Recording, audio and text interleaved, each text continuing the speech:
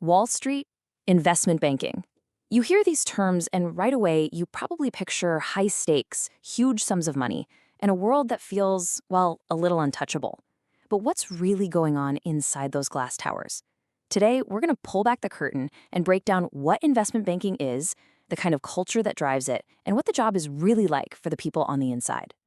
Okay, so let's start with the most basic question of all. If you strip away all the Hollywood drama, the fast cars, the shouting on trading floors, what is the actual core purpose of these financial giants? To get it, you've got to understand their main role in the economy. It helps to think of an investment bank less like a place you'd keep your savings and more like a powerful engine for capital. At its heart, it's really all about matchmaking. You've got companies and even governments that need money, to build a new factory, fund a huge project, or just to grow.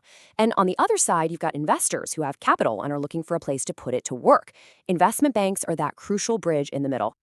Now, this is where it gets really interesting and where a lot of the confusion gets cleared up. An investment bank isn't your local neighborhood bank where you open a checking account. That's a commercial bank. And yeah, they offer strategic advice, kind of like a consulting firm. But they have one massive advantage. They actually bring the money. That combination of advice and capital, that's their superpower. So how do they actually make the deal happen? Well, when a company wants to issue new stock, the investment bank usually lays out two main paths. The first is the bought deal, which is a huge vote of confidence. The bank literally buys all the shares from the company up front, taking on all the risk themselves. The other way is a best efforts deal, where the bank is more like a super-powered real estate agent. They don't buy the shares, but they promise to use their connections and expertise to sell them for the best price. A world built on these kinds of high-stakes deals isn't just about spreadsheets and algorithms. It's about people. It's about trust. And because of that, it's developed a very specific and honestly a fascinating culture. So let's dive into that.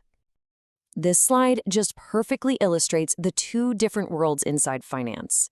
Yale professor Robert Shiller put it bluntly. He said, investment banking is for cultivated, well-spoken people whose business is built on relationships and trust. Trading, on the other hand, that's all about raw, fast execution.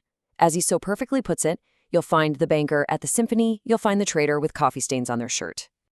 And to see this culture in action, just look at the longtime industry leader Goldman Sachs. These are the official business principles from former chairman John Whitehead. Now, I know our clients' interests always come first, might sound like some generic corporate slogan you'd see on a poster. But when your entire business is built on reputation and a single broken promise can literally cost you billions, these ideas become the absolute bedrock of your operation. But here's the thing. Alongside those official principles, there were also these more candid, unwritten rules. This quote says it all. Get to the decision maker. Don't waste your time talking to anyone else. Another one of his rules was, you never learn anything when you're talking, which just hammered home the importance of listening. It's a culture of intense, calculated social strategy. But that relentless drive, that core part of the culture, well, it has a shadow side. When that high-stakes risk-taking goes unchecked, it can lead to absolute catastrophe. And in 2008, it did. It triggered a global financial crisis that completely reshaped the entire industry. And this timeline just shows you the regulatory pendulum perfectly. You can literally see it swinging back and forth. For decades after the Great Depression, this law called Glass-Steagall built a solid wall between regular commercial banking and riskier investment banking. But then, in 1999, that wall got torn down. This created these giant universal banks. But critics say it's what set the stage for the massive risks that blew up in 2008, leading to a whole new set of rules with Dodd-Frank. A huge piece of that crisis was something called shadow banking.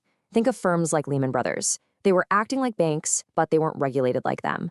So instead of funding themselves with stable customer deposits, they were relying on something called the repo market. You can think of it like going to a pawn shop for a massive loan every single night to fund your bets for the next day. The problem?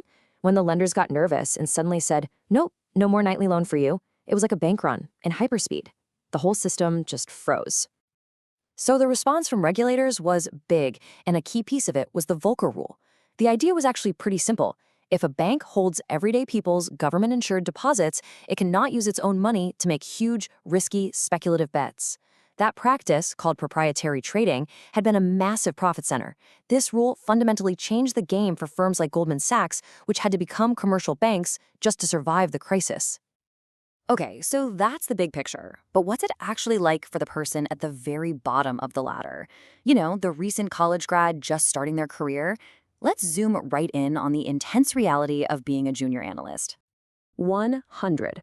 Let that number sink in for a second. According to a former Goldman Sachs analyst, that's how many hours a junior banker could expect to work in a single week. It's not a job, it's an all-consuming commitment. As a junior analyst, your whole world revolves around the technical details. You live and breathe Excel, building these incredibly complex financial models. You create what are called pitch books, those massive, perfectly polished slide decks designed to win business.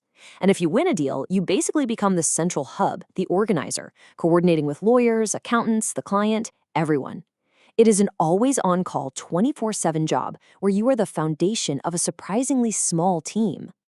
And after all those 100-hour weeks, the insane pressure, the mountains of spreadsheets, what's the big reward at the end?